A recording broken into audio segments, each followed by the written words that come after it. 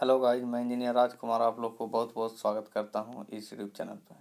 यहां पर आप लोगों के लिए विश्व का भूगोल का पार्ट 3 बनने जा रहा है, ठीक है ना। और आप लोग को प्रोवाइड कराया जाएगा, ठीक है, पार्ट 3। तो इस वीडियो को शुरू से अंत तक ज़रूर देखिए और लाइक शेयर कमेंट जरूर कीजिएगा। नए हैं तो सब्सक्राइब करके बेल आइकन ज़रूर दबा लीजिएगा। और इम्पोर्टेंट बात, यहाँ पर आपको रीजनिंग का भी पार्ट दिया जाता है, रीजनिंग का भी क्वेश्चन आंसर कराया जाता है, तो आप इसको ज़रूर से ज़रूर देखिए। रीजनिंग हो गया, जीके जीएस हो गया, जीके और जीएस हो गया, और करंट अफेयर का भी दिया जाता है, ठीक है ना। तो इसको भी ज़रूर आप लास्ट तक देखिए और सभी वीडियो को आप प्लेलिस्ट में जाकर देख सकते हैं, ठीक है ना। वेरी वेरी इंपॉर्टेंट है और आप जो इसमें सीख सकते हैं आप अपने हिसाब से उसको पढ़ लीजिए, ठीक है। समझाया गया है, अच्छा से आपको वीडियो दिया गया है, तो आप कम से कम समय में ज़्यादा से ज़्यादा आप क्वेश्चन को कवर कर सकते हैं। अच्छे क्वेश्चन है, सभी अच्छे लेवल के हैं, ठीक है ना। तो आप उसको देखिए, उसके बाद पता चल जाएगा, ठीक है। देखिए यहाँ पर भूकंप और ज्वालामुखी के बारे में कुछ इंपॉर्टेंट टिप्स हैं, कुछ इंपॉर्टेंट क्वेश्चन आंसर हैं, वन लाइनर। तो देख लीजिए, इसके बाद कुछ क्वेश्चन आंसर कराया जाएगा। अंतःसागरीय भूकंपों द्वारा उत्पन्न समुद्री लहरों को क्या कहा जाता है? तो सुनामी कहा जाता है, ठीक है। किस ज्वालामुखी में अक्सर उद्गार होती है? जागृत ज्वालामुखी में उद्गार होती है, ठीक है। कहता है पृथ्वी की 3 संकेंद्रीय परतों में से दूसरी परत का नाम क्या है? सीमा। विश्व में सर्वाधिक जागृत ज्वालामुखी कहाँ है? प्रशांत महासागर के आसपास।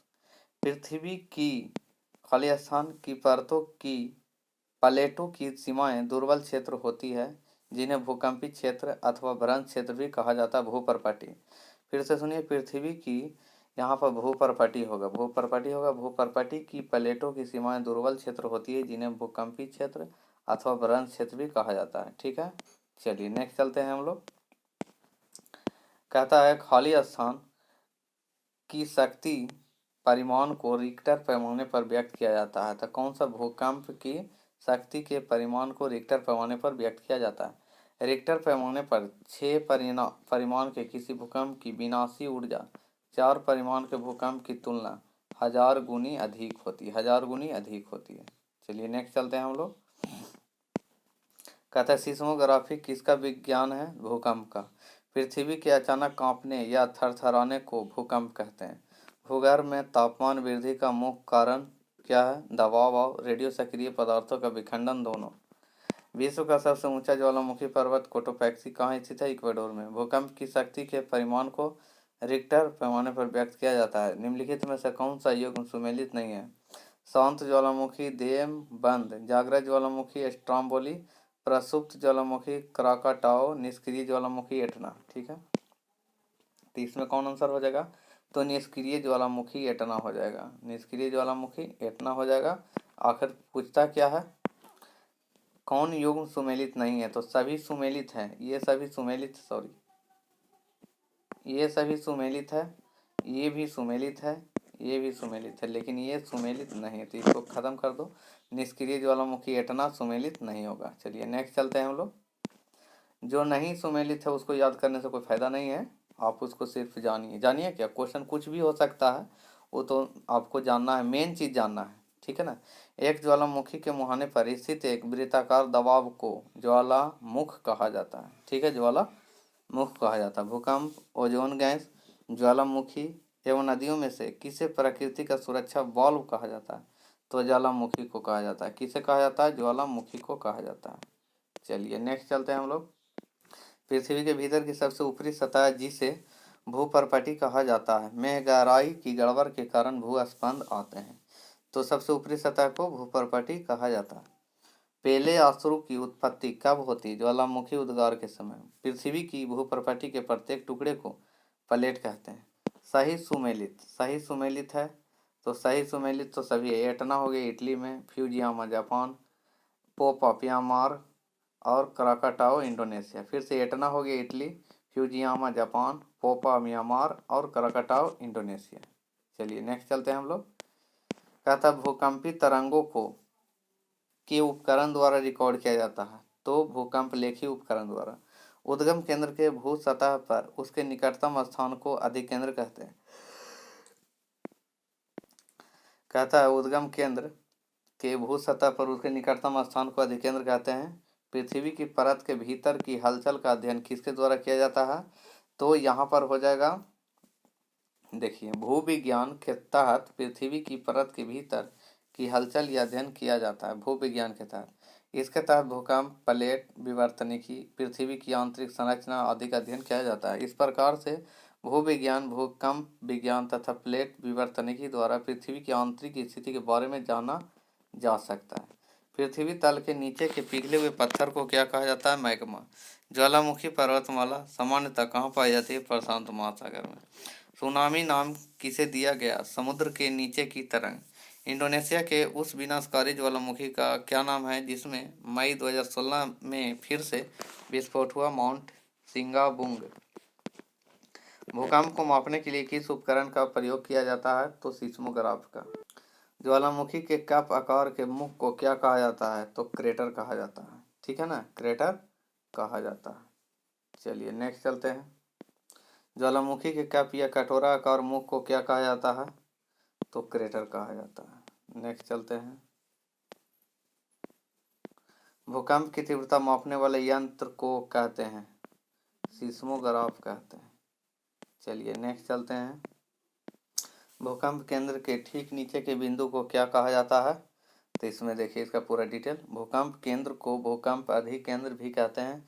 इसके ठीक नीचे के बिंदु को भूकंप मूल या हाइपोसेंटर कहते हैं। अधिकेंद्र भूकंप मूल के 90 डिग्री के कोण पर होता है। जिस जगह से भूकंप का कंपन प्रारंभ होता है उसे भूकंप मूल कहते हैं, तथा जहां पर भूकंपीय लहरों का अनुभव सबसे पहले किया जाता है उसे भूकंप केंद्र कहते हैं। पृथ्वी की सतह पर भूकंप के केंद्र के ठीक ऊपर के बिंदु को क्या कहते हैं? तो उत्केंद्र कहते हैं। ठीक है, चलिए नेक्स्ट चलते हैं। देखिए यहाँ पर 3 तरह के तरंग उत्पन्न होते हैं। प्राथमिक तरंग, उसको पी कहते हैं। सेकेंड है अनुप्रस्थ या गौण तरंग, एस से सेकेंडरी हो गया। और धरातलीय जो एल हो गया, लॉन्गिट्यूडिनल हो गया। ठीक है ना। तो इस तरह से आपका 3 तरह के तरंग उत्पन्न होते हैं। ठीक है ना। और कहता है कि अच्छा, यहाँ पर पृथ्वी की सतह पर भूकंप के केंद्र के ठीक ऊपर के बिंदु को भूकंप केंद्र कहा जाता है या उत्केंद्र कहते हैं। जिस जगह से भूकंप का कंपन प्रारंभ होता है उसे भूकंप मूल कहते हैं। भूकंप के दौरान कई प्रकार के भूकंपी तरंगे होते हैं। ये 3 प्रकार के होते हैं। चलिए ठीक है, जो को बता दिया गया। चलिए नेक्स्ट चलते हैं। कहता है रिक्टर स्केल का प्रयोग किसके मापने के लिए किया जाता है? ठीक है, किसके मापने के लिए किया जाता है? तो यहाँ पर भूकंप की तीव्रता मापने के लिए किया जाता है। ठीक है। नापे किसका एक प्रकार है? तो नापे है बलित संरचना का एक प्रकार है। चलिए ठीक है। एक ही समय में कंपन करने वाले स्थानों को जोड़ने वाली रेखाओं की श्रृंखला क्या कहलाती है? तो कहलाती है भूकंप रेखा, होमोसिस्मल लाइन। होमोसिस्मल लाइन। विभ्रंश घाटी बनती है। विभ्रंश घाटी बनती है तो कैसे बनता है? तो ऑप्शन नंबर बी, दो भ्रंशों के बीच बनेगा विभ्रंश। ठीक है ना, बोल रहा है विभ्रंश। चलिए, कहते 11 मार्च 2011 को जापान में आए जोरदार भूकंप एवं सुनामी द्वारा जिन न्यूक्लियर रिएक्टर की भारी क्षति के फलस्वरूप विकिरण का रिसाव हुआ, वे थे तो फुकुशिमा में। चलिए, 11 मार्च 2011 को जापान में आने वाले भयंकर भूकंप एवं सुनामी ने देश के मुख्य द्वीप होंशु को हिला दिया। लगभग ये कितना फीट था? तो 8 फीट ऊंचा। 8 फीट ऊंचा। चलिए नेक्स्ट चलते हैं। कहता है सुनामी का मुख्य कारण क्या होता है? तो समुद्री सतह पर भूकंप। समुद्र की सतह पर भूकंप। कहता है सुनामी तरंग किससे उत्पन्न होता है? तो समुद्र के नीचे भूकंप। ठीक है, चलिए, कहता है यहाँ सुनामी बनने का कारण क्या होता है? समुद्र के यहाँ पर भूकंप हो जाएगा। सुनामी बनने का कारण भूकंप हो जाएगा। चलिए नेक्स्ट चलते हैं। ऑप्शन नंबर बी हो जाएगा। तट पर अधिक बल के साथ पहुंचने वाले भूकंपीय सागर तरंगों को क्या कहा जाता है? तो सुनामी कहा जाता है। ठीक है ना। यह समुद्री इलाका में होता है। भूकंप का कारण क्या है? भूकंप का कारण, तो भूकंप का कारण है भूपृष्ठ में विक्षोभ। ऑप्शन नंबर ए भूपृष्ठ में विक्षोभ। कहता है भूकंप का कारण क्या है, यहाँ पर टेक्टोनिज्म। ये क्वेश्चन दूसरा है, वो क्वेश्चन दूसरा था, ठीक है ना। टेक्टोनिज्म हो जाएगा। चलिए, ज्वालामुखी सक्रियता द्वारा किस प्रकार की झील बनती है, तो ऑप्शन नंबर सी हो जाएगा, ज्वालामुखी झील बनती है। ठीक है, ज्वालामुखी की सक्रियता अधिक पाई जाती है, तो किसमें पाई जाती है, तो ऑप्शन नंबर ए में, हवाई में पाई जाती है। ठीक है, चलिए नेक्स्ट चलते हैं हम लोग। निम्नलिखित में से कौन सा इंडोनेशियाई क्षेत्र 2004 में बहुत बड़े भूकंप का शिकार बना था, ऑप्शन नंबर बी सुमात्रा। याद रखिएगा। कहता 2004 में इंडोनेशिया का सुमात्रा देश बहुत बड़े भूकंप का शिकार हुआ था। इस भूकंप के कारण हिंद महासागर में आई सुनामी के कारण भारत, श्रीलंका, थाईलैंड, इंडोनेशिया आदि अन्य हिंद महासागरीय देशों में भारी तबाही हुई थी। जो हिंद महासागर के तट पर जो बसा हुआ देश था, सभी में तबाही हुआ था। ज्वालामुखी माउंट कमकोनारा हलमाहेड़ा द्वीप का उच्चतम शिखर जो जुलाई 2007 में फूटा था, किस देश में स्थित है, तो ऑप्शन नंबर बी हो जाएगा, इंडोनेशिया में। ठीक है, हालमाहेड़ा द्वीप मुलुक द्वीप का सबसे बड़ा द्वीप है। यह इंडोनेशिया के उत्तरी मालुक प्रांत का भाग है। मिट्टी के बारे में हम लोग जानेंगे।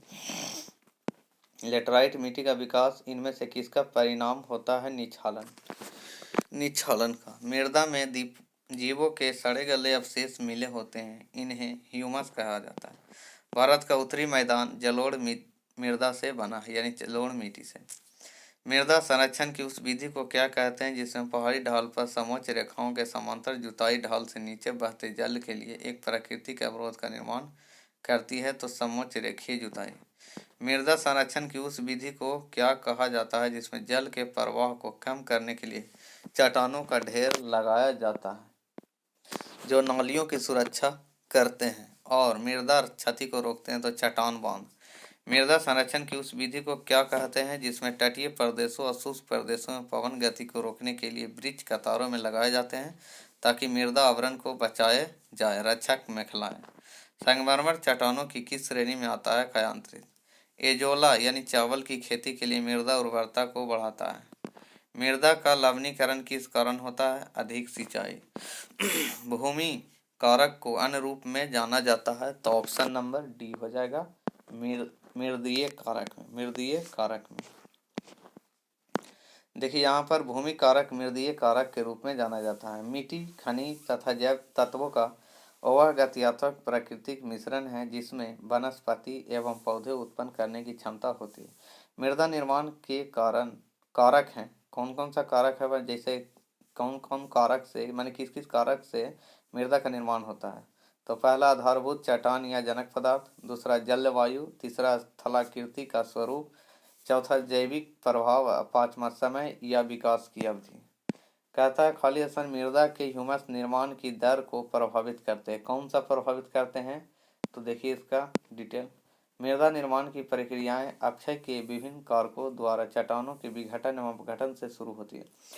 अपक्षयन एवं अनच्छादन के विभिन्न कारक भूतल पर चट्टानों को तोड़ फोड़ कर शैल चूर्ण के रूप में परिवर्तित कर देते हैं, जिनमें चट्टानों से प्राप्त हुए खनिज का मिश्रण होता है। बाद में धीरे धीरे पेड़ पौधों व जीव जंतु का गला सड़ा अंश मिलाया जाता है, जिसे ह्यूमस कहा जाता है। मृदा निर्माण 5 मूल कारकों द्वारा नियंत्रित होता है। ये कारक हैं मूल पदार्थ, शैलें, स्थलाकृति, जलवायु, जैविक क्रियाएं एवं समय। काली मिट्टी मुख्य किस फसल के लिए संबंधित है, तो ऑप्शन नंबर कपास, ऑप्शन नंबर ए हो जाएगा, कपास। चलिए, प्रचुर कैल्शियम वाली मृदा को क्या कहा जाता है, तो option number A pedocal, option number A pedocal. चलिए, कहता है एल्युमिनियम तथा आयरन ऑक्साइड की अत्यधिक मात्रा वाली मृदा को कहते हैं, तो ऑप्शन नंबर बी हो जाएगा, पेडल्फर मृदा हो जाएगा। ठीक है, चलिए, कहता है विश्व की मिट्टियों को 2 प्रमुख वर्गों पेडल्फर व पेडोकल में बांटा जा सकता है। एल्युमिनियम और आयरन ऑक्साइड की अधिकता वाली मिट्टी को पेडल्फर कहते हैं, जबकि कैल्शियम की पर्याप्त वाली मिट्टी पेडोकल कहलाती है। उच्च अक्षांश के चीड़ के वन की राख जैसी धूसर मृदा इस नाम से भी जाने जाते हैं। कौन नाम से? पैडसॉल्स। पैडसॉल्स ऑप्शन नंबर सी। कहते धान की खेती के लिए सर्वाधिक आदर्श मिट्टी कौन सी है? तो ऑप्शन नंबर सी हो जाएगा जलोढ़ मृदा। चलिए नेक्स्ट चलते हैं हम लोग। चावल के प्रमुख क्षेत्र नदियों के डेल्टाई एवं बाढ़ क्षेत्र तथा समुद्र तटीय मैदान है, जिनमें पानी को रोक कर रखने की क्षमता होती है, जो कि चावल की खेती हेतु आवश्यक होती है। इन क्षेत्रों में पाए जाने वाली जलोढ़ मिट्टी चावल की कृषि के लिए सर्वाधिक उपयुक्त है। लाल मृदा में लाल रंग किसके आलेपन के कारण आ जाता है? तो ऑप्शन नंबर सी यानी लोहा के कारण। ठीक है, वह मिट्टी जो वर्षा के कारण गहन निछालन की ओर प्रवृत्त है क्या कहलाती है? तो ऑप्शन नंबर बी हो जाएगा लैटेराइट मिट्टी। ठीक है चलिए ठीक है, लैटेराइट मिट्टी वर्षा के कारण गहन निछालन की ओर प्रवृत्त है। इस मिट्टी की अधिक वर्षा 200 सेंटीमीटर या अधिक वाले क्षेत्रों में चूना व सिलिका के निछालन से उत्पत्ति होती है। इस मिट्टी में लौह ऑक्साइड और एल्युमिनियम ऑक्साइड की प्रचुरता होती है। मृदा अपरदन क्षेत्र के उपचार तो कौन है भाई? चलिए देख लीजिए, इसको आंसर बता देते हैं। तो ऑप्शन नंबर ए हो जाएगा। ए में आ जा रहा है, ए और बी दोनों हो जाएगा। तो ऑप्शन है समोच्च क्षेत्र की किनाराबंदी, भू उपयोग का नियम। तो ऑप्शन नंबर ए और बी हो जाएगा। ऑप्शन नंबर ए हो जाएगा। ठीक है, ए बी। निम्नलिखित में से क्या मृदा संरक्षण की जैव पद्धति है? तो ऑप्शन नंबर ए हो जाएगा समोच्च कृषि। क्या हो जाएगा? समोच्च कृषि। नेक्स्ट, मृदा संरक्षण की उस विधि को क्या कहते हैं जिसमें समोच्च रेखाओं पर रोधिकाएं बनाने के लिए पत्थरों घास मृदा का उपयोग किया जाता है और रोधिकाओं के सामने जल एकत्र करने के लिए खाइयां बनाई जाती है? तो ऑप्शन नंबर बी हो जाएगा समोच्च रेखीय रोधिकाएं। समोच्च रेखीय रोधिकाएं हो जाएगा। नेक्स्ट चलते हैं, फसलों का आवर्तन क्यों अनिवार्य है? तो ऑप्शन नंबर ए मृदा की उर्वरता को बढ़ाने के लिए। निम्नलिखित में से कौन सी विधि मृदा की उर्वरता और नमी के संरक्षण में मदद नहीं करती है? तो ऑप्शन नंबर डी हो गया स्थानांतरित कृषि। ठीक है, चलिए नेक्स्ट चलते हैं हम लोग। निम्नलिखित में से कौन सा एक मृदा अपरदन का कारण नहीं है? कौन हो जाएगा? तो ऑप्शन नंबर सी अपक्षय। ठीक है, मृदा के कटाव को रोकने के लिए बड़े पैमाने पर वृक्ष लगाने को क्या कहते हैं? तो आश्रय पट्टी। ऑप्शन नंबर ए आश्रय पट्टी। कहता है किसी मरु क्षेत्र में मृदा अपरदन को रोका जा सकता है। किस तरह से रोका जा सकता है? पेड़ पौधे यानी वनारोपण से मृदा अपरदन को रोका जा सकता है। कहता है कि सामान्य रूप से शैल, मलबा या ढाल से गिरने वाली मिट्टी के बृहद संचलन के रूप में परिभाषित किया जाता है। तो ऑप्शन नंबर डी भूस्खलन। नेक्स्ट चलते हैं हम लोग। चलिए अब चलिए शैल और अश्लाकृति में हम लोग देखेंगे। नदी के अपरदन कार्य से बनी अश्लाकृति गौर्ज कहलाती है। बी आकार यानी भी आकार हो गया कि घाटी, विसर्प, गड्ढा तथा हिमोड़ में से कौन सा एक भूदृश्य बहते जल से निर्मित नहीं है? तो हिमोड़। कोयला किस चट्टान में पाया जाता है? परतदार चट्टान में। पृथ्वी की प्राकृतिक आकृतियों को दर्शाने वाली मानचित्र को उच्चावच मानचित्र कहते हैं। निम्नलिखित में कौन सुमेलित नहीं है? बलुआ पत्थर, कांग्लोमरेट, चूना पत्थर, संगमरमर, ग्रेनाइट, बेसाल्ट, ग्रेवो, सर्पेंटाइन। तो बलुआ पत्थर, कांग्लोमरेट। नदी अपरदित मैदान अथवा संप्राय मैदान में यत्र तत्र पाए जाने वाले प्रतिरोधी चट्टानों के अवशेष को कहा जाता है मोनेड नॉक। कास्ट मैदानों में यत्र तत्र स्थित अवशिष्ट टीलों को क्या कहा जाता है? हम। खाड़ी, कयाल, सर्क तथा बीच में से कौन सा एक भूदृश्य समुद्री जल से नहीं बनता? सर्क। शंकु, गुंबद, सर्क तथा लावा गुफा में से कौन सी दृश्य भूमि ज्वालामुखी क्रिया द्वारा निर्मित नहीं है? सर्क। पृथ्वी की सतह पर शैलों के टूटने से अपक्षय की क्रिया होती है। पृथ्वी की भूपटल में सबसे प्रचुर मात्रा में धातु कौन सी है? एल्युमिनियम। महाद्वीपीय सन्निहित के परपटी का अन्य नाम क्या है? सेल, SIL, सियाल उसको बोलते हैं। ठीक है, महाद्वीपीय सन्निहित के परपट्टी का अन्य नाम क्या है? सियाल। डोलोमाइट, ग्रेनाइट, बेसाल्ट तथा ग्रेवो में से कौन सा आग्नेय शैल नहीं है? तो डोलोमाइट। उन भू आकृतियों को क्या कहते हैं जो पृथ्वी में विभ्रंश के कारण बनती है तथा जिनके कारण एक सतह दूसरी सतह से नीचे चली जाती है, तो विभ्रंश घाटी। आपस में जुड़े द्वीप समूह को कहते हैं आर्कीपिलागो। समुद्र की एक चौड़ी उपखाड़ी प्रवेश मार्ग जो आकार में अवतल हो क्या कहलाती है? खाड़ी। मुख्य समुद्र से संकीर्ण पट्टी द्वारा आंशिक रूप से या पूरी तरह अलग किए गए समुद्री जल के विस्तार को क्या कहते हैं? तो लैगून। तटों से हल्की समुद्र अभिमुखी ढलान को क्या कहते हैं? महाद्वीपीय कगार। तरंग कटाव से बनने वाली भूमि को कहते हैं गुफा।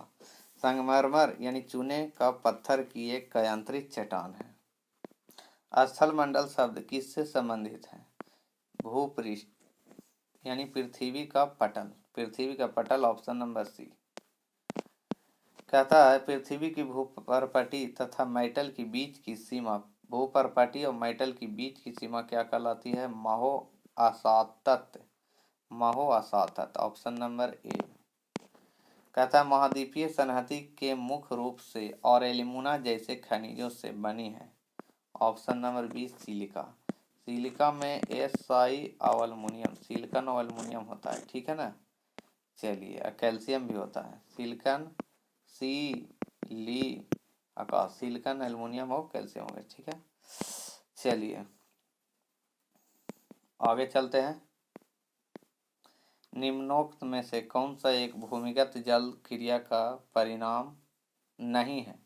तो कौन नहीं है? तो ऑप्शन नंबर डी हो गया, दंतुर तट यानी फ्योर्ड्स बोलते हैं, दंतुर तट को फ्योर्ड बोलते हैं, ऑप्शन नंबर डी। नदी मार्ग का सोपानी प्रोफाइल क्या है? ऑप्शन नंबर बी हो जाएगा, ऊपरी मार्ग में निर्बाध वक्र। समय के साथ भी सर्प लूप नदी से कट जाते हैं और एक अलग झील बनाते हैं, जिन्हें कहते हैं, ऑप्शन नंबर ए चाप झील। ऑप्शन नंबर ए चाप झील। जल निर्गम छिद्र किस प्रकार के स्थलाकृति में पाए जाते हैं? तो ऑप्शन नंबर ए चूना क्षेत्र में। चलिए नेक्स्ट चलते हैं। कहता है किस चट्टान को स्वस्थान पर तोड़ देना कहलाता है? ऑप्शन नंबर बी अपक्षयन। कहता है परवाल भीतीय समुद्र प्रतिरूप है, तो ऑप्शन नंबर बी हो जाएगा, उष्णकटिबंधीय वर्षा वनों की, ऑप्शन नंबर बी।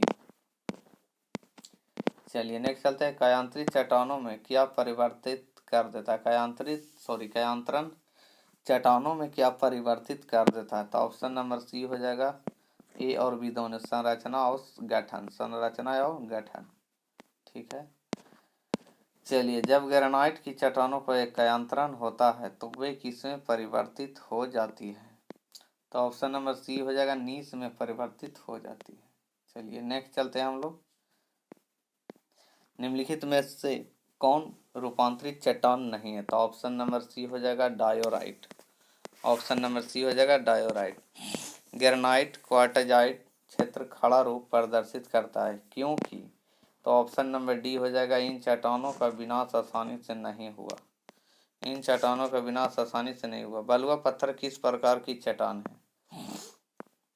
तो यहाँ अवसादी चट्टान होगा बलुआ पत्थर, ऑप्शन नंबर डी हो जाएगा। चलिए नेक्स्ट चलते हैं। पवन की अपवाह क्रिया डिफ्लेक्टिंग एक्शन के कारण बने गर्त को क्या कहा जाता है? तो ऑप्शन नंबर सी बलो आउट कहते हैं। निम्नलिखित में से कौन से कायांतरित शैल हैं? तो ऑप्शन नंबर बी नीस और सिस्ट याद रखिएगा। ऑब्सीडियन, इंडेसाइट, गैब्रो और पेरोडाइट क्या है? तो यहाँ ऑप्शन नंबर सी बहिर्वृद्धि चट्टान। अधिकांश भूपर्पटी किस शैल से बनी है? तो ऑप्शन नंबर ए आग्नेय। देखिए ये सब चीज है ना, ये सब चीज कभी नहीं पर मन बदलता है, ये सब फिक्स है। एक बार आप याद करिएगा तो जिंदगी भर आपको काम देगा। लेकिन जो करंट अफेयर है ना, उसको तो बार बार याद करना पड़ेगा, न्यू अपडेट, ठीक है ना। इसलिए जो रिपीटेड नहीं है उसको पहले ही याद कर लीजिए। चलिए नेक्स्ट चलते हैं हम लोग। पृथ्वी के किस भाग में निकेल और लोहे की प्रचुरता है? तो नीफे मतलब NiFe होता है।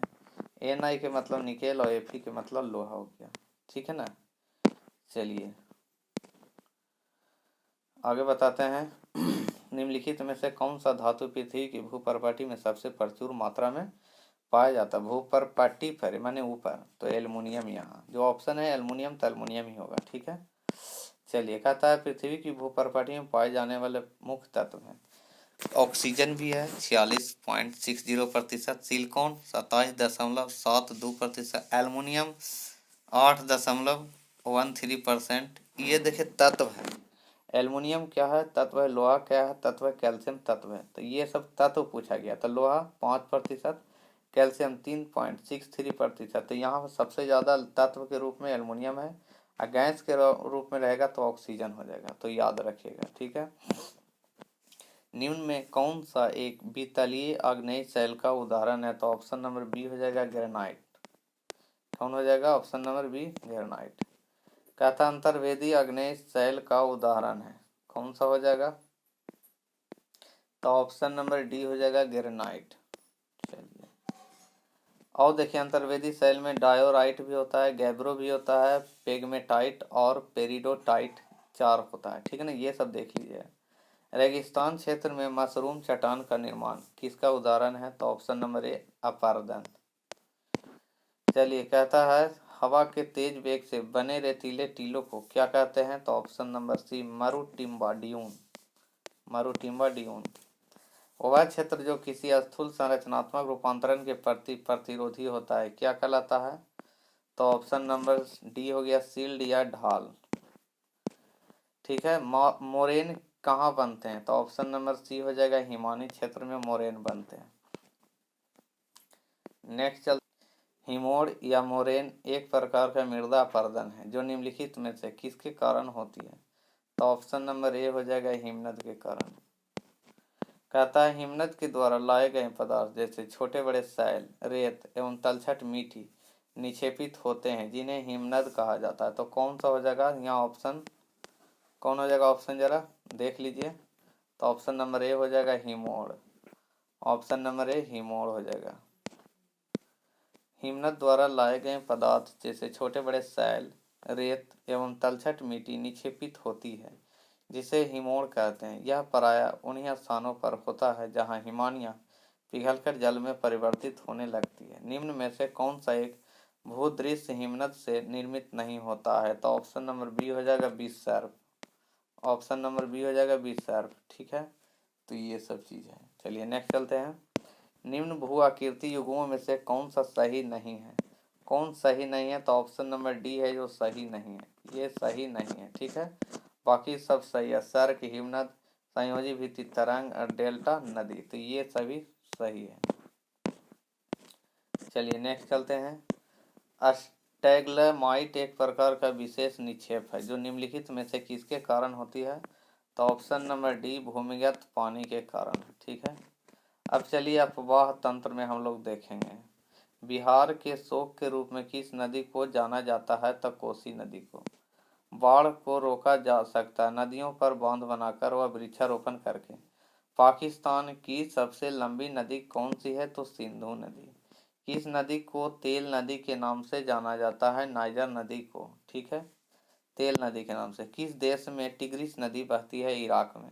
श्रीलंका की सबसे लंबी नदी कौन सी है? महाबेली नदी।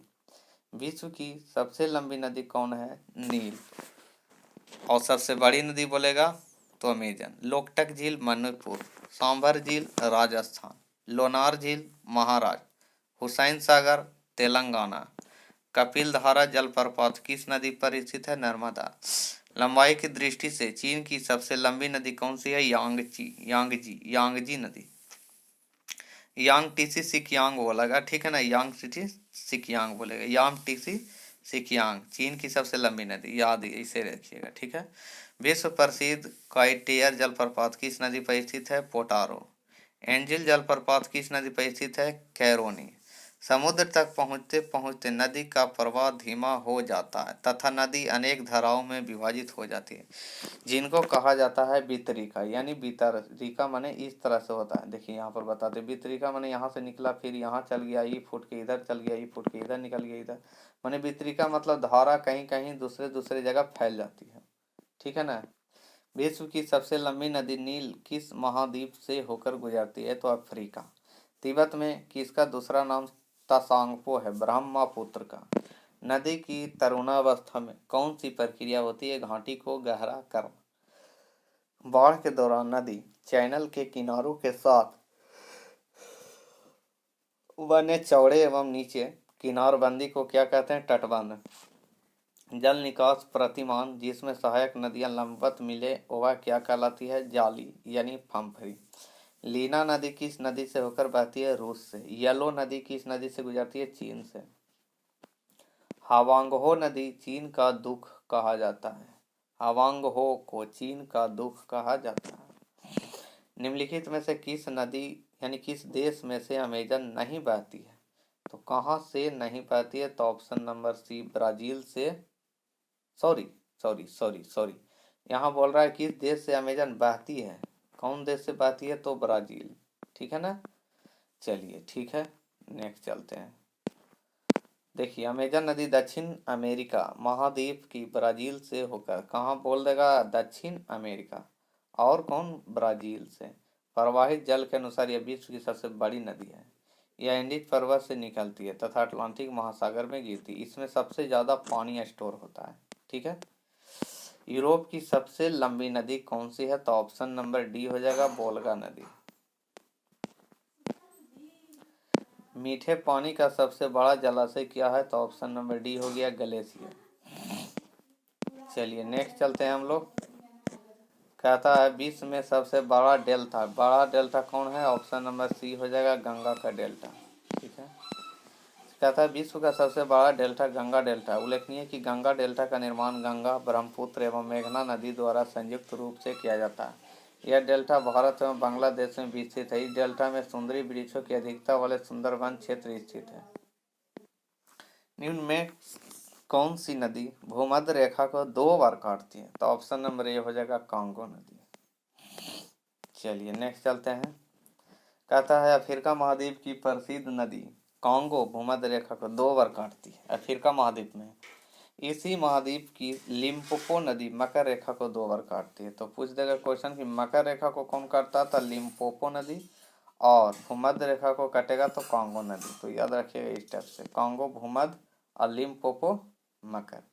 निम्नलिखित में से कौन सी नदी मकर रेखा से 2 बार गुजरती है? तो ऑप्शन नंबर बी, लिम्पोपो नदी। एशिया की सबसे बड़ी नदी कौन सी है? तो ऑप्शन नंबर बी, यांगटीसी नदी। यांगटीसी नदी एशिया की सबसे बड़ी नदी है जो चीन में है। ठीक है ना। और प्रशांत महासागर में गिरती है। वलयाकार रूप से नदियाँ किस दिशा में बहती है? किस दिशा में बहती है? तो ऑप्शन नंबर सी हो जाएगा, वलय के समान। ठीक है। चलिए नेक्स्ट चलते हैं हम लोग। ग्रांड कैनियन किस नदी में है? तो ऑप्शन नंबर बी हो जाएगा, कोलोराडो में। ठीक है।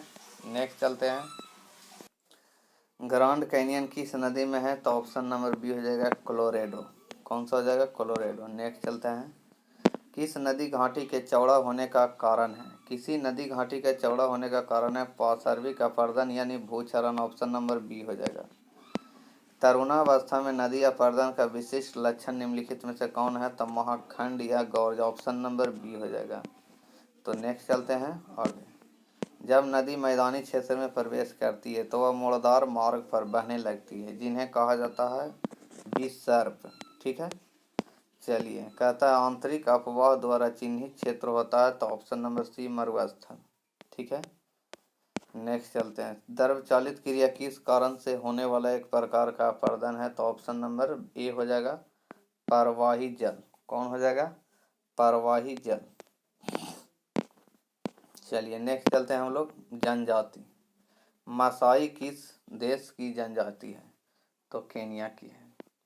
निम्नलिखित में से कौन सी जातियां पशु चारण का कार्य करती है? तो ऑप्शन नंबर बी हो गया, मासाई।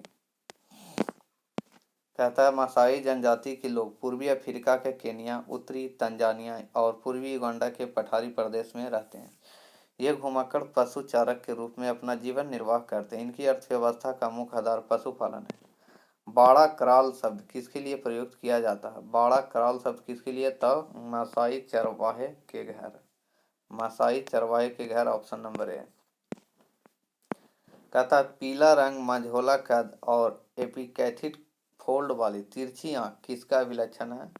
तो ऑप्शन नंबर सी का मैंगोलाइड का। मैंगोलाइड का पीला रंग, मंझोला कद, एपिकैथिड फोल्ड, ये उनका विशेषता है। चलिए परिवहन हम लोग देखेंगे। सुएज नहर की लंबाई 193 किलोमीटर। सुएज नहर की दक्षिणी सिरे पर कौन सा पतन स्थित है? Port Suez. कहता सू नहर किसको जोड़ती है? सुपीरियर को ह्यूरन से। सू रहेगा, सू से सुपीरियर हो जाएगा, और सू को ऊ बोल देना था, ह्यूरन हो जाएगा। ठीक है, तो सुपीरियर को ह्यूरन से। पनामा नहर के उत्तरी सिरे पर कौन सा पतन स्थित है? कोलोन। विश्व के सबसे लंबी नहर कौन सी है? Grand canal. विश्व की सबसे लंबी रेल लाइन किन शहरों को जोड़ती है? लेनिनग्राड तथा व्लादिवोस्टॉक। विश्व की सबसे लंबी और सबसे गहरी रेल सुरंग गोथार्ड बेस सुरंग किस देश में स्थित है? स्विट्जरलैंड। ट्रांस साइबेरियन रेलवे पश्चिम में यानी पूरब में से जोड़ती है, किसको जोड़ती है? तो मॉस्को, पश्चिम में मॉस्को और पूरब में ताशकंद से जोड़ती है, मॉस्को और ताशकंद। ठीक है, चलिए ट्रांस साइबेरियन रेलवे के टर्मिनल कौन सा है? टर्मिनल है, तो यहाँ option number be sent Petersburg और व्लादिवोस्टॉक। सेंट पीटर्सबर्ग और व्लादिवोस्टॉक। संसार में रेलों के सबसे बड़े जाल वाला देश कौन है? तो ऑप्शन नंबर बी हो गया यूएसए। यूएसए। चलिए ठीक है, नेक्स्ट चलते हैं। चीन का 121,000 किलोमीटर, भारत का 65,808 किलोमीटर, रूस का 85,500, संयुक्त राज्य अमेरिका मैंने 2,50,000। ठीक है, चलिए भारत 2016-17 में भारत के रेल लाइन की लंबाई 67,368 है, तो याद रखिएगा 16-17। विश्व में भारतीय रेलवे नेटवर्क की स्थिति, तो ऑप्शन नंबर सी हो जाएगा चौथी। कौन सा हो जाएगा? चौथी। कहता है अधिकतम ऊंचाई वाला असैनिक विमान पतन, तो ऑप्शन नंबर डी चीन में। चलिए कहता है निम्नलिखित में से क्या विश्व का सबसे बड़ा खनन पतन है? कौन हो जाएगा? कौन हो जाएगा? Headland. Option number C headland. ठीक है, संसार में सबसे व्यस्त और सबसे महत्वपूर्ण समुद्री मार्ग कौन है? सबसे व्यस्त और सबसे महत्वपूर्ण ऑप्शन नंबर यहाँ पर कौन हो जाएगा? ऑप्शन नंबर बी हो जाएगा उत्तर अटलांटिक समुद्री मार्ग। ऑप्शन नंबर बी उत्तर अटलांटिक समुद्री मार्ग। ठीक है, चलिए नेक्स्ट चलते हैं। उत्तर अटलांटिक समुद्री मार्ग संसार का सबसे व्यस्त और सबसे महत्वपूर्ण व्यापारिक समुद्री मार्ग है। यह यूरोप और पूर्वी उत्तरी अमेरिका महाद्वीपों के विकसित क्षेत्रों को जोड़ता है। व्यापार की दृष्टि से सर्वाधिक व्यस्त महासागर कौन है? तो ऑप्शन नंबर डी हो जाएगा अटलांटिक अंध महासागर। ठीक है, पनामा नहर सुएज नहर से भिन्न है, क्यों भिन्न है? तो ऑप्शन नंबर ए हो जाएगा इसमें लॉक यानी जलपास प्रणाली है। Option number A. कहता सुएज नहर किस किस को जोड़ती है? सुएज नहर किस किस को जोड़ती है? तो ऑप्शन नंबर ए हो जाएगा भूमध्य सागर और लाल सागर को। भूमध्य सागर और लाल सागर को सुएज नहर जोड़ती है। सुएज नहर के उत्तरी प्रवेश द्वार पर कौन सा बंदरगाह अवस्थित है? तो पोर्ट सईद हो जाएगा। Port Said option number B हो जाएगा। चलिए नेक्स्ट। ट्रांस ऑस्ट्रेलियन रेलवे के टर्मिनल है, तो ऑप्शन नंबर सी पर्थ और सिडनी। कहता है घास के मैदान। घास के मैदान में कुछ क्वेश्चन हम लोग देखेंगे, कुछ दिया गया। अल्फा अल्फा एक प्रकार का घास है। ठीक है, तो याद रखिएगा। दक्षिण अमेरिका के शीतोष्ण घास स्थलों को क्या कहते हैं? पंपास। तो दक्षिण अमेरिका के शीतोष्ण घास के मैदान को पंपास बोलते हैं। Option number A. ठीक है, तो याद रखिएगा चारागाह को पंपास कहा जाता है, तो ऑप्शन नंबर बी दक्षिण अमेरिका में। चलिए ठीक है, कहता उत्तरी अमेरिका के प्रेरीज है। उत्तरी अमेरिका के तो यहाँ हो जाएगा डी शीतोष्ण घास के स्थल। ठीक है, उत्तरी अमेरिका के प्रेरी का विकास संयुक्त राज्य अमेरिका तथा कनाडा में पश्चिम में रॉकीज पर्वत तथा पूर्व में शीतोष्ण पर्वतीय वनों के मध्य विस्तृत शीतोष्ण घास स्थल है। उत्तरी अमेरिका के शीतोष्ण घास स्थल इस नाम से जाने जाते हैं। Option number D prairie. ठीक है, कहता निम्न में से किस बायोम को विश्व की ब्रेड बास्केट कहा जाता है? विश्व को ब्रेड बास्केट कहा जाता है, तो ऑप्शन नंबर ए हो जाएगा मध्य अक्षांश घास स्थल। मध्य अक्षांश घास स्थल को। मध्य अक्षांश घास स्थल प्रेरी बायोम को विश्व का ब्रेड बास्केट कहा जाता है क्योंकि यहाँ व्यापक पैमाने पर गेहूं की कृषि की जाती है। उष्ण कटिबंधीय घास स्थल को कहा जाता है, तो ऑप्शन नंबर सी हो जाएगा समाना। ठीक है, चलिए नेक्स्ट चलते हैं हम लोग। लानो कहाँ के घास स्थल है, तो ऑप्शन नंबर ए हो जाएगा गुयाना उच्च भूमि का, गुयाना उच्च भूमि का। नेक्स्ट चलते हैं। स्टेप शब्द किस जैव क्षेत्र से संबंधित है, ऑप्शन नंबर ए घास स्थल से। ऑप्शन नंबर ए हो जाएगा घास स्थल से। कहता है जनसंख्या, जनसंख्या के बारे में, जनसंख्या के मामले में पाकिस्तान विश्व में किस स्थान पर है, छठे स्थान पर। ध्रुवीय क्षेत्र की आबादी किन कारणों से विरल है, तो अनुपयुक्त जलवायु की दशा। चीन, भारत, फिलीपींस तथा यूनाइटेड किंगडम में से किस देश में सबसे घनी आबादी है, भारत में। जनसंख्या में उच्च वृद्धि दर अभिलक्षण है, तो ऑप्शन नंबर बी उच्च जन्म और निम्न मृत्यु दरों से, उच्च जन्म और निम्न मृत्यु दरों से। ठीक है, कुल जनसंख्या को उपलब्ध कृषि योग्य भूमि के क्षेत्रफल से विभाजित करने पर मिलता है। तो डिटेल जानिए। जनसंख्या घनत्व बराबर कुल जनसंख्या बटे कुल क्षेत्रफल। पोषण घनत्व बराबर कुल जनसंख्या बटे कुल खाद्य फसली क्षेत्र। कृषि घनत्व कुल कृषित जनसंख्या बाई कुल कृषि क्षेत्रफल। कायिक घनत्व कुल जनसंख्या बटे कुल कृषि क्षेत्रफल। ठीक है, तो ये याद कर लीजिएगा, देख लीजिएगा। किस क्षेत्र में जनसंख्या घनत्व किसकी संख्या से मापा जाता है, तो लोगों की संख्या से मापा जाता है। कहता है निम्नलिखित में से किस देश में मुसलमानों की संख्या सबसे अधिक है, तो ऑप्शन नंबर सी इंडोनेशिया में। कहाँ, इंडोनेशिया में। सर्वाधिक मुस्लिम आबादी वाला देश इंडोनेशिया। इस संदर्भ में भारत का तीसरा स्थान है, द्वितीय स्थान पर पाकिस्तान है। कहता है जनांकीय अभिलक्षण के आधार पर भारत का वर्गीकरण जनसंख्या चक्र के किस चरण में किया है, तो किस चरण में, तो यहाँ ऑप्शन नंबर सी हो जाएगा विलंबित विस्तारशील चरण, ऑप्शन नंबर सी। ठीक है, कहता है वन्य जीव के कल्याण के लिए आरक्षित क्षेत्र को क्या कहा जाता है, तो ऑप्शन नंबर डी अभय वन, अभय वन। ठीक है, अपने वीडियो को रोक कर भी देख सकते हो। ठीक है ना। अपने प्राकृतिक परिवेश में वन्य जीवन के लिए कानूनी तौर पर आरक्षित क्षेत्र कौन है, नेशनल पार्क, राष्ट्रीय उद्यान, ऑप्शन नंबर डी।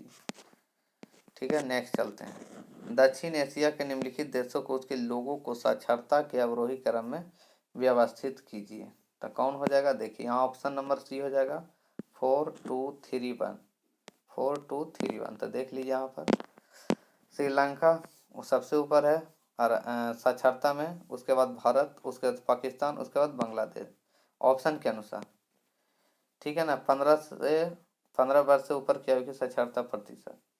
वन पर्यावरण, अर्जेंटीना के पंपास क्षेत्र में उरुग्वे की ओर से चलने वाली तेज ठंडी हवाओं को क्या कहा जाता है, पेम्पीरो, पैम्पीरो।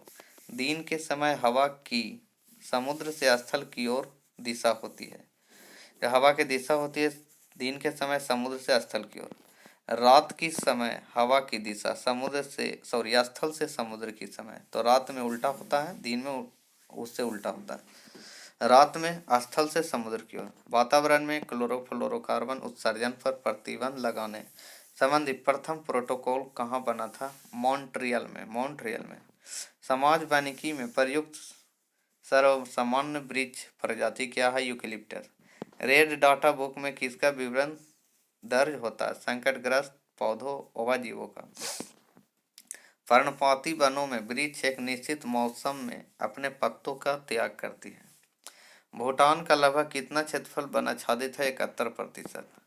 भूमंडलीय ताप वृद्धि में तूफानों का बार बार होना, कृषि के लिए उर्वर डेल्टा क्षेत्रों का क्षय होना, वनस्पति में प्रकाश संश्लेषण की दर में कमी होना, ध्रुवीय हिम क्षेत्रों का सिकुड़ना में से किसका कम प्रभाव होने की संभावना होती है, वनस्पति में प्रकाश संश्लेषण की दर में कमी होना। ओजोन जिन शक्तिशाली विकिरणों को सोखकर जीव मंडल को सुरक्षा प्रदान करती है उन्हें क्या कहते हैं, अल्ट्रा वायलेट किरणें, यूवी किरण। न्यूनतम अल्पकालीन प्राकृतिक संकट कौन सा है, बिजली की चमक। वातावरण में सबसे क्रियाशील पारिस्थितिकी तंत्र कौन सा है, खाड़ी यानी एस्चुअरी। इन्हें मानसून वन भी कहा जाता है, उष्ण कटिबंधीय पतझड़ वाले वनों को। ठीक है, पर्यावरण में शामिल है ऑप्शन नंबर डी अजैव और जैव कारक। ठीक है, चलिए, कहता निम्नलिखित में कौन सा पर्यावरण का एक अजैव घटक है? तो ऑप्शन नंबर सी अजैव घटक। मतलब जैव और अजैव में अंतर है। जैव जो बनाया जा सकता है और अजैव जो बनाया नहीं जा सकता, यानी अजैव मतलब अनवीकरणीय। ठीक है, चलिए नेक्स्ट चलते हैं। ऑप्शन नंबर सी हो गया। देखिए, ताप, जलवायु, कार्बनिक व अकार्बनिक पदार्थ आदि अजैव घटक हैं, जबकि उत्पादक, उपभोक्ता एवं अपघटनकर्ता जैविक घटक हैं। ठीक है। 100 मिलियन लीटर ईंधन प्रति वर्ष की उत्पादन क्षमता वाला संसार का विशालतम जैव ईंधन संयंत्र स्थापित किया गया। कहाँ किया गया? तो यूएसए में किया गया। Option number D. चलिए नेक्स्ट चलते हैं। ग्रीन हाउस प्रभाव का कारण क्या है? तो ग्रीन हाउस प्रभाव का कारण है option number B carbon dioxide. ठीक है, चलिए आगे बढ़ते हैं। निम्नलिखित में से प्रमुख ग्रीन हाउस गैस कौन सी है? तो यहाँ ऑप्शन नंबर ए हो जाएगा कार्बन डाइऑक्साइड। चलिए, निम्न मानव निर्मित विपदाओं में कौन सी सामाजिक रूप से है? तो गृहदाह। ऑप्शन नंबर सी। कहता है पर्वतीय क्षेत्रों में सड़कों के अवरुद्ध होने का प्राकृतिक कारक प्राय क्या होता है? तो ऑप्शन नंबर ए भूस्खलन। वन आच्छादन के कम होने का कारण क्या है? बढ़ती हुई आबादी। Option number C. ठीक है, बढ़ती हुई आबादी। जैव विविधता अभियान पर सम्मेलन का सचिवालय कहाँ स्थित है? तो ऑप्शन नंबर सी मॉन्ट्रियल में। मॉन्ट्रियल। रामसर सम्मेलन का मुख्य उद्देश्य क्या है? तो ऑप्शन नंबर ए आर्द्र भूमि का संरक्षण। ठीक है, नेक्स्ट चलते हैं। कहता है विश्व वन्य जीव निधि का शिलान्यास किस वर्ष किया गया था? तो ऑप्शन नंबर सी 1961 में। 1961 में। कहता है किसी प्राकृतिक प्रदेश में समरूपता होती है जलवायु और प्राकृतिक वनस्पति की। जलवायु और प्राकृतिक वनस्पति की। ठीक है, नेक्स्ट चलते हैं। जीवन को किसी भी रूप में धारित करने वाला स्थल क्या कहलाता है? तो ऑप्शन नंबर बी जीवमंडल कहलाता है। पृथ्वी का विशालतम पारिस्थितिकी तंत्र है option number D. Option number D जीवमंडल। जीवमंडल। ठीक है। कहता है घटती उत्पादनशीलता के क्रम में पारिस्थितिकी तंत्र निम्नलिखित में से कौन सा क्रम हो जाएगा? तो ऑप्शन नंबर सी हो जाएगा सागर, मैंग्रोव, झील, घास मैदान। सागर, मैंग्रोव, झील, घास मैदान। ठीक है। निम्नलिखित में से किस पारिस्थितिकी तंत्र में सबसे अधिक बायोमास पाया जाता है? तो ऑप्शन नंबर डी वन पारिस्थितिकी तंत्र। ठीक है, चलिए नेक्स्ट चलते हैं। समुद्र तट के निकट नमकीन पानी में उगने वाले पौधों को कहते हैं? तो ऑप्शन नंबर ए हो जाएगा लवन मृदाभित, लवन मृदोभित। निम्नलिखित में से किस कारण से वनों के लिए विशाल क्षेत्र रखने की आवश्यकता है? तो ऑप्शन नंबर डी हो जाएगा पारिस्थितिकी संतुलन के लिए। चलिए कहते हैं आगे बढ़ते हैं। जो वन चक्रवातों के अवरोधों का कार्य करते हैं वे वन कौन से हैं? तो ऑप्शन नंबर बी मैंग्रोव वन। वन कटाई से मृदा का तेजी से संक्षारण होता है। उप भूपृष्ठीय जल के प्रभाव पर भी प्रतिकूल प्रभाव पड़ता है। ये दोनों कारक सबसे बुरी तरह किसे प्रभावित करते हैं? तो ऑप्शन नंबर बी हो जाएगा पारिस्थितिकी प्रणाली से। चलिए नेक्स्ट चलते हैं हम लोग। औद्योगिक बाह्य स्त्राव द्वारा किए जाने वाले जल प्रदूषण को रोकने में निम्न में से कौन सा अपतृण प्रभावी पाया जाता है? तो ऑप्शन नंबर ए हो जाएगा वाटर हाइएंथ। वाटर हाइएंथ। आवासीय वृक्ष रहित विरल वनस्पति कहाँ पाई जाती है? तो ऑप्शन नंबर बी हो जाएगा टुंड्रा प्रदेश में। कहता है वो अमेजनी वन एक प्रकार का ऑप्शन नंबर ए उष्णकटिबंधीय वर्षा वन है। ठीक है। विश्व की भूमि का कितना क्षेत्र उष्णकटिबंधीय वर्षा प्रचुर वन है? तो ऑप्शन नंबर सी 3%। ठीक है, नेक्स्ट चलते हैं हम लोग। विश्व की 25% भूमि को आच्छादित करने वाला सबसे बड़ा वन कौन सा है? तो ऑप्शन नंबर बी हो जाएगा साइबेरिया का टैगा वन। Option number B. देखिए कहते हैं 25% भूमि को आच्छादित करने वाला सबसे बड़ा वन साइबेरिया का टैगा वन है। ये शंकुधारी वन भी कहे जाते हैं। इन वनों के वृक्षों में चीड़, देवदार, फर, स्प्रू आदि आते हैं। वन कटाई की दर किसमें सबसे अधिक होती है? तो ऑप्शन नंबर ए उष्णकटिबंधीय अंचल में। ठीक है, आगे बढ़ते हैं। विश्व में किस भोजन उत्पाद की बढ़ती हुई क्षुधा उष्णकटिबंधीय वनोन्मूलन का प्रमुख कारण है? तो ऑप्शन नंबर डी हो जाएगा गोमांस। सदाबहार किस्म के वन कहाँ पाए जाते हैं, या यहाँ पाए जाते हैं कहाँ, भूमध्य रेखीय क्षेत्र में पाए जाते हैं। ठीक है, चलिए। पर्णपाती वृक्ष, तो ऑप्शन नंबर बी, अपनी पत्ती हर वर्ष गिराए, अपनी पत्ती हर वर्ष गिराए। जैसे कौन है, पतझड़ी या पर्णपाती, ऐसे पौधों और वृक्ष को कहते हैं जो प्रति वर्ष किसी मौसम में अपने पत्ते खो देते हैं। सहतूत, अनार, आंवला, शीशम, अंजीर, सेब और अमलतास पतझड़ी पौधों के कुछ उदाहरण। इसी पतझड़ी को ही पर्णपाती कहते हैं, तो याद रखिएगा। सदाबहार वर्षा वन कहाँ पाए जाते हैं, तो ऑप्शन नंबर ए इंडोनेशिया और ऑप्शन नंबर बी ब्राजील। चलिए कहते हैं, ठीक है। अधिकतम जैव विविधता वाले प्रदेश निम्नलिखित में से किस प्रकार का है, तो ऑप्शन नंबर डी हो गया विषुवतीय। ध्रुवीय क्षेत्र से भूमध्य रेखा की ओर जाने पर पौधे और पशु प्रजाति की विविधता है, तो ऑप्शन नंबर ए बढ़ती है। ठीक है, चलिए नेक्स्ट चलते हैं हम लोग। अधिकतम ऑक्सीजन किससे उपलब्ध होती है, तो ऑप्शन नंबर डी हो गया पादप प्लवक पुंज से, ऑप्शन नंबर डी। निम्नलिखित का मिलान कीजिए, तो देखिए आप मिला हुआ चीज बता देते हैं। शीशम पतझड़ी वन है, झाड़ियाँ शुष्क वन, भूर्ज अल्पाइन वन, सुंदरी वृक्ष गरान वन। निम्नलिखित में से कौन सा एक मानव निर्मित पर्यावरण का एक घटक नहीं है, तो ऑप्शन नंबर बी हो जाएगा भूमि। चलिए नेक्स्ट चलते हैं कृषि के बारे में। हरित क्रांति का जनक किसे कहा जाता है, डॉक्टर नॉर्मन बोरलॉन्ग को। ठीक है। श्रीलंका की मुख्य फसल कौन सी है जिसमें देश आत्मनिर्भर है, चावल। बागवानी कृषि के तहत श्रीलंका में पहली बार किस फसल की खेती की गई, कॉफी की। पेड़ों की कतारों के बीच में फसलें उगाने को क्या कहा जाता है, तोंगिया प्रणाली। वैश्विक खाद्यान्न उत्पादन में अधिकतम योगदान करने वाली 3 फसलें कौन है, गेहूं, चावल, मक्का। सघन खेती का संबंध किससे है, मौजूदा भूमि के सघन उपयोग से उपज बढ़ाना। कोकोआ के उत्पादन में कौन सा देश सबसे आगे है, आइवरी कोस्ट। कौन सा देश गेहूं का सबसे बड़ा उत्पादक है, चीन। कौन सा देश अमरूद का सबसे बड़ा उत्पादक है, भारत। यूरोप में आलू की पैदावार किसने शुरू की, ऑप्शन नंबर बी स्पेनिश ने। चलिए ठीक है। सर्वप्रथम आलू की खेती दक्षिण अमेरिका महाद्वीप में की गई। यहाँ से आलू की कृषि की जानकारी सर्वप्रथम स्पेन में पहुंची थी।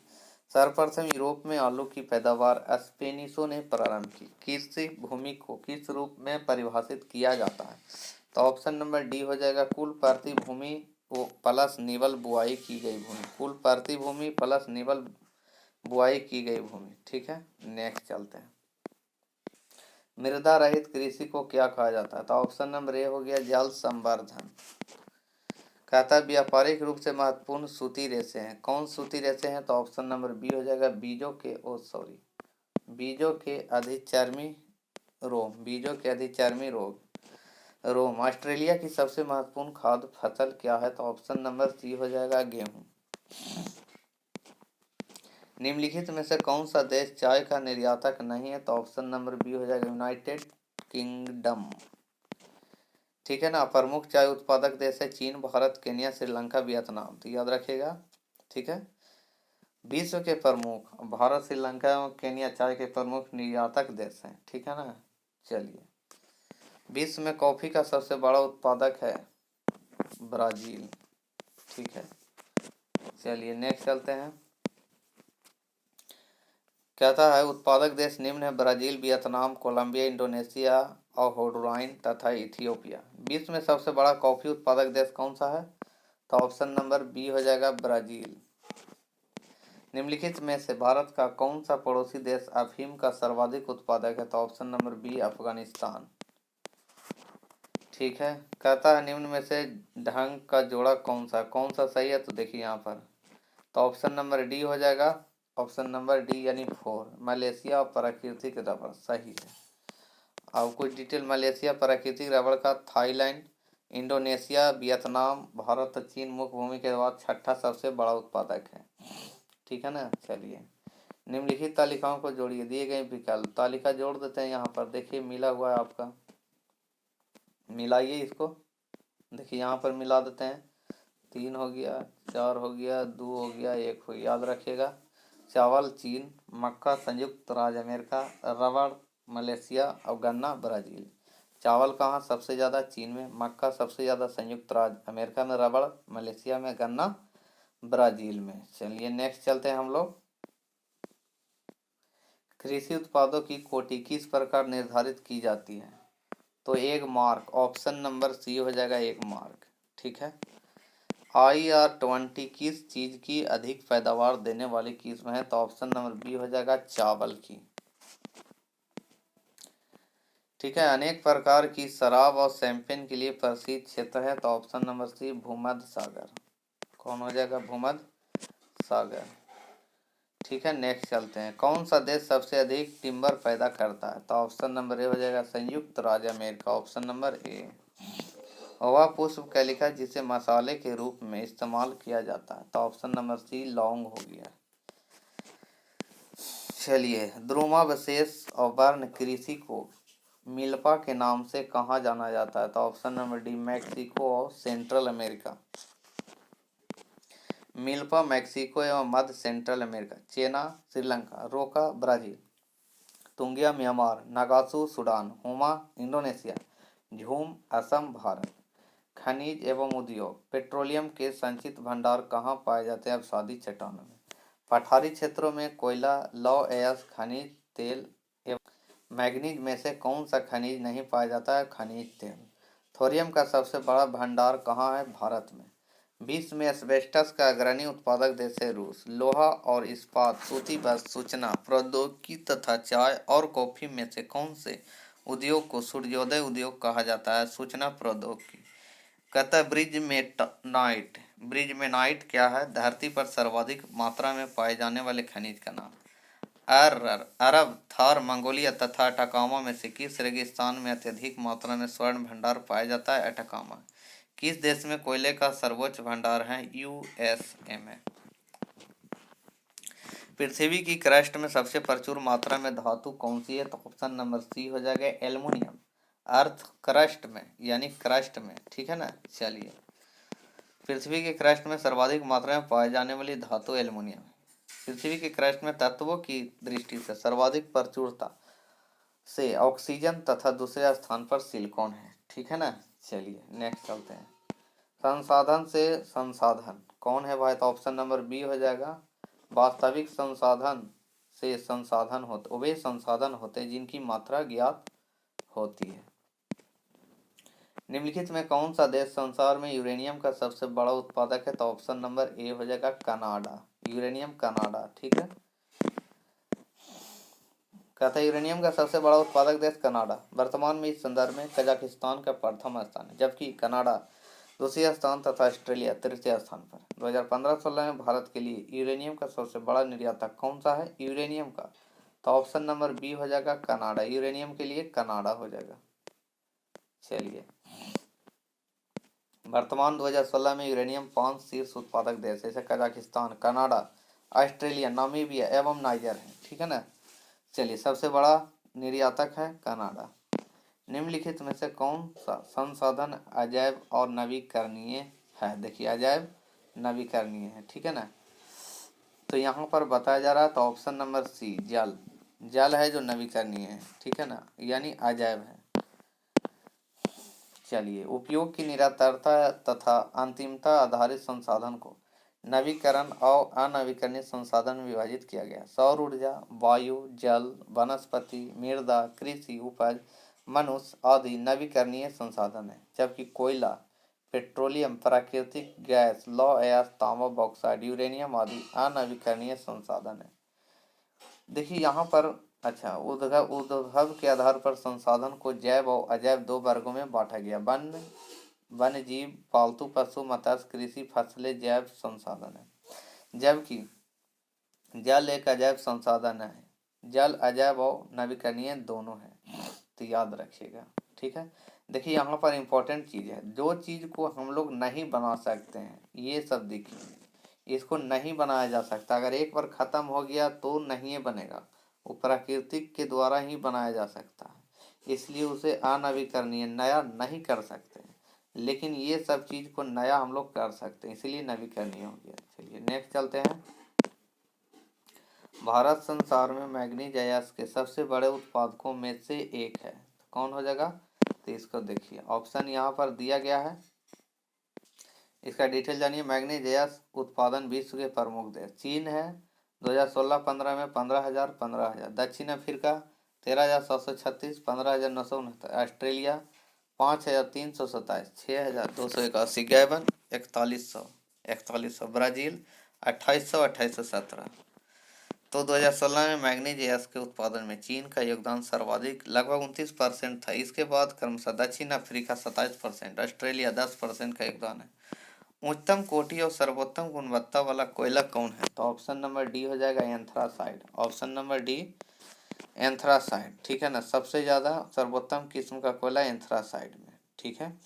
नेक्स्ट चलते हैं। निम्नलिखित में से कौन सी किस्म कोयले की किस्म नहीं है? तो डोलोमाइट कोयला की किस्म नहीं है, ठीक है।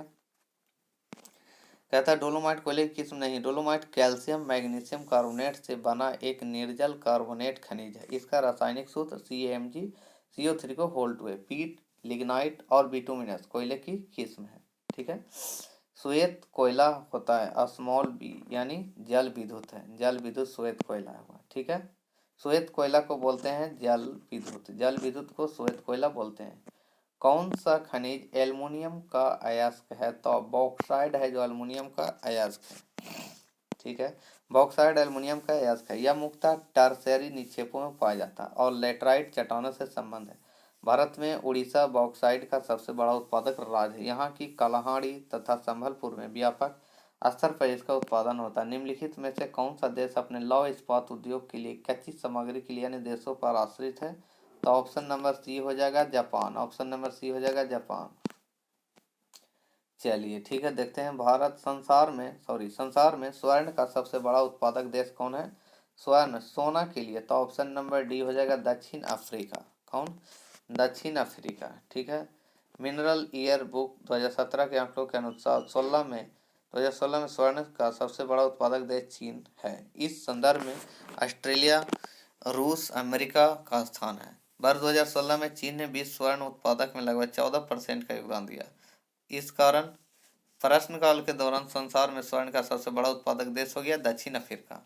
पहले तो चीन था ही, अभी भी चीन ही है, लेकिन जो उत्पादन के हिसाब से जो हुआ उसके अनुसार दक्षिण अफ्रीका है।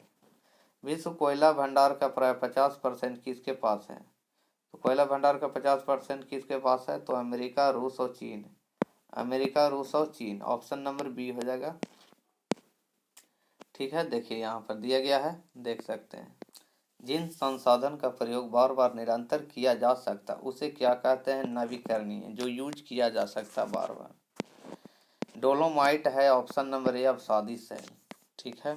चलिए नेक्स्ट चलते हैं। सीमेंट उद्योग में निम्नलिखित में से किसका प्रयोग बड़ी मात्रा में किया जाता है? तो चुनास्म का, ऑप्शन नंबर बी हो गया। पेट्रोलियम निर्यातक देशों के संगठन का मुख्यालय स्थित है, ऑप्शन नंबर ए वियना में। चलिए ठीक है, नेक्स्ट चलते हैं। चलिए, परमाणु ऊर्जा एक खनिज आधारित ऊर्जा स्रोत है। यह निकाली जाती है, तो ऑप्शन नंबर डी उपयुक्त सभी यूरेनियम, प्लूटोनियम और थोरियम से। यूरेनियम, प्लूटोनियम, थोरियम से। अफ्रीका में सबसे घनी आबादी और प्रचुर तेल वाला देश है, तो ऑप्शन नंबर ए हो जाएगा नाइजीरिया। ऑप्शन नंबर ए हो जाएगा नाइजीरिया। प्रमुख दक्षिण पश्चिम एशियाई तेल क्षेत्र कहाँ स्थित है? तो ऑप्शन नंबर ए हो जाएगा फारस की खाड़ी और क्षेत्र में, ठीक है। निम्नलिखित में विषम पद चुनिए, ऑप्शन नंबर डी हो जाएगा विद्युत। कौन हो जाएगा? विद्युत। विश्व में ऊन का सबसे बड़ा उत्पादक देश कौन सा है? तो ऑप्शन नंबर बी हो जाएगा चीन। चलिए नेक्स्ट चलते हैं हम लोग। ऊन का सबसे ज्यादा उत्पादन करने वाला देश कौन है? ऑप्शन नंबर सी हो जाएगा ऑस्ट्रेलिया। कौन हो जाएगा? ऑस्ट्रेलिया। विश्व में सर्वाधिक ऊन का उत्पादन निम्नलिखित में से कौन करता है? तो option number A Australia. Next चलते हैं। अफ्रीका में कॉपर पैदा करने वाला सबसे बड़ा देश कौन है? तो ऑप्शन नंबर डी जाम्बिया। चलिए नेक्स्ट चलते हैं। निम्नलिखित में कौन सा देश मुख्य तांबा उत्पादक देश है? तो ऑप्शन नंबर सी चिली। कौन हो जाएगा? चिली। निम्न में कौन सा उद्योग कच्चे माल पर आश्रित उद्योग है? तो ऑप्शन नंबर बी हो जाएगा चीनी उद्योग। ऑप्शन नंबर बी चीनी उद्योग। निम्नलिखित में से कौन सा अक्षय प्राकृतिक संसाधन है? तो ऑप्शन नंबर ए हो जाएगा वायु। चलिए कहता है नेक्स्ट चलते हैं, अब जलवायु में चलते हैं। तो जलवायु को नेक्स्ट डे में करेंगे, ठीक है ना, काहे कि ज़्यादा वीडियो लंबा हो जाएगा तो दिक्कत है। इसीलिए आप लोग के लिए यहाँ पर दिया गया है, तो ये जो भी हो जाएगा क्वेश्चन आप लोग के लिए दिया गया है। और अच्छे अच्छे क्वेश्चन से वीडियो को लाइक शेयर कमेंट कीजिएगा, लाइक कर दीजिएगा और शेयर तो बनता है। और नए हैं तो सब्सक्राइब करके बेल आइकन ज़रूर दबा लीजिएगा इस वीडियो को, ऐसा वीडियो पाने के लिए इस तरह से, ठीक है ना।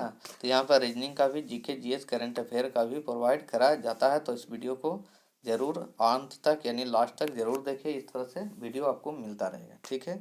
Thank you. जय हिंद, जय भारत।